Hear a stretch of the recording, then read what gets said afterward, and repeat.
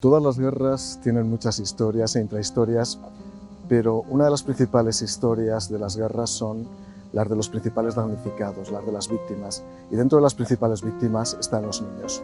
Vamos a hablar de la Guerra Civil y vamos a hablar del País Vasco. Hubo dos acontecimientos importantes que hirieron de muerte la reputación del régimen franquista en el momento del levantamiento, como fueron el asesinato de García Lorca en Biznar y, en segundo lugar, el bombardeo de Guernica. Cuando la Legión Cóndor alemana, con 40 aeronaves, bombardeó Guernica, sembró el pánico en el País Vasco y, por ende, en el resto de España. Aquello provocó una reacción internacional. De hecho, el cónsul británico en Bilbao, Mr. Stevenson, rápidamente entendió que era necesario trasladar a millares de niños al Reino Unido con el objetivo de desalojarlos de esa zona del conflicto dentro de la España de la Guerra Civil. Pidió permiso ya en el 6 de abril del año 1937 para que se produjera ese traslado, pero hubo dos oposiciones. Por una parte, el propio Franco se opuso porque mermaba su reputación, y en segundo lugar, el Foreign Office también se opuso porque consideraba que había que buscar financiación ajena, había que buscar financiación privada para provocar este traslado de jóvenes. Mr. Stevenson, una persona muy preocupada por lo que estaba ocurriendo en la Guerra Civil en España y particularmente en Bilbao, perseveró en su intento y finalmente lo consiguió. El 15 de mayo del año 1937 consiguió la autorización del Servicio de Exteriores del gobierno británico y consiguió que se habilitara un barco para poder trasladar a 2.000 niños y adolescentes desde Bilbao hasta Southampton. Inicialmente fueron 2.000, iban a ser 1.100 mujeres y 900 varones. Consiguió finalmente una ampliación y finalmente fueron 4.000. Pero se impusieron algunas condiciones. La primera de ellas es que tenía que haber al menos 2.500 mujeres sobre los 4.000 niños que iban a ser trasladados. Entre otras cosas porque había un temor fundado a que las mujeres pudieran sufrir violencia sexual. En segundo lugar, los niños tenían que oscilar entre los 5 y los 15 años. En tercer lugar, tenían que ser de todo tipo de ideologías, tanto nacionales como republicanos. Y en cuarto lugar, y era lo más importante para los británicos, los niños no tenían que hacer ningún comentario ni ideológico ni político cuando pisaran el Reino Unido, por aquello del temor británico a la infección política o a la infección bélica que había en España. Pues bien, una vez cerrado todos los trámites, el 20 de mayo del año 1937, el buque Habana consigue lo que había sido el deseo del cónsul británico, que 3.804 niños embarquen en una travesía de 3 días que les va a llevar al sur del Reino Unido. En ese barco, el Habana, viajaban además 120 asistentes sociales, 99 enfermeras, viajaban 15 sacerdotes, 4 médicos. Los niños, antes de subir al barco, fueron pesados, fueron medidos, se les dio un trozo de tarta, se les dio una bolsa de 12 caramelos, y lo primero que hicieron en el barco fue cenar, y cenaron unos huevos fritos, un café con leche y un trocito de pan. El barco zarpó, el Habana estaba cortejado, estaba rodeado por otros barcos, primero de la flota española y posteriormente de la flota británica.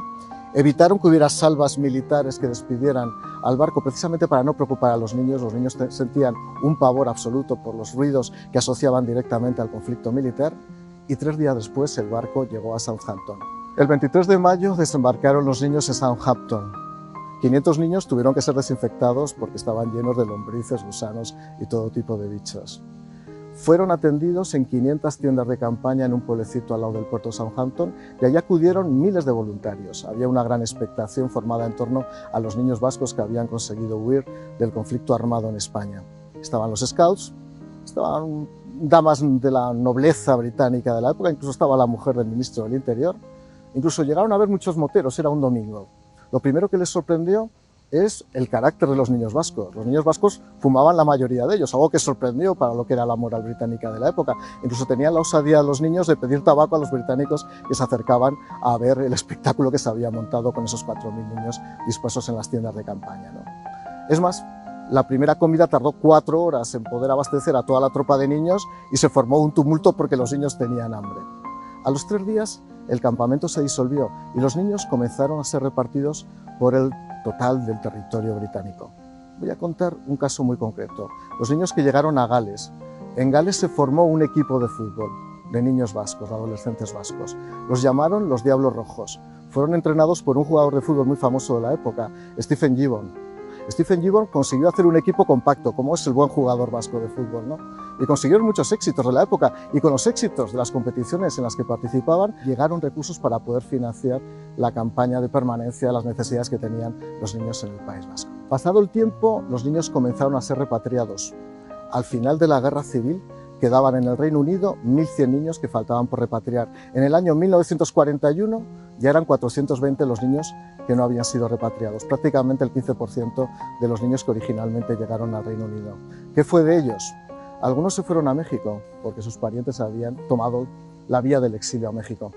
Otros se quedaron en el Reino Unido, padres que habían muerto en la guerra, padres que habían sido encarcelados o habían desaparecido como consecuencia del conflicto bélico. Pero siempre quedó en el alma de los británicos aquellos meses y algunos aquellos años y la vida entera que pasaron algunos niños vascos en los confines del Imperio Británico. Voy a decir una cosa, porque a esos niños les gustaba mucho el fútbol. Hay una fecha mítica para los aficionados del fútbol, que es el 8 de febrero del año 1931, cuando el Athletic de Bilbao, son niños vascos y lo tengo que contar, ganó 12-1 al Barcelona en el viejo San Mamés. Solo ha habido 2 jugadores de fútbol en la historia de la Liga de Fútbol que han metido 7 goles en un partido. Uno fue Kubala contra el Sporting de Gijón, bastantes años más tarde, pero aquel mítico 12-1 hubo un jugador que se llamaba Bata que le metió 7 goles al Barcelona. En honor a ese jugador y en honor a esos niños que tenían en el corazón el Athletic de Bilbao y a tantos clubes de fútbol del mítico fútbol vasco, desde luego esta historia de superación, esfuerzo y desde luego de sufrimiento.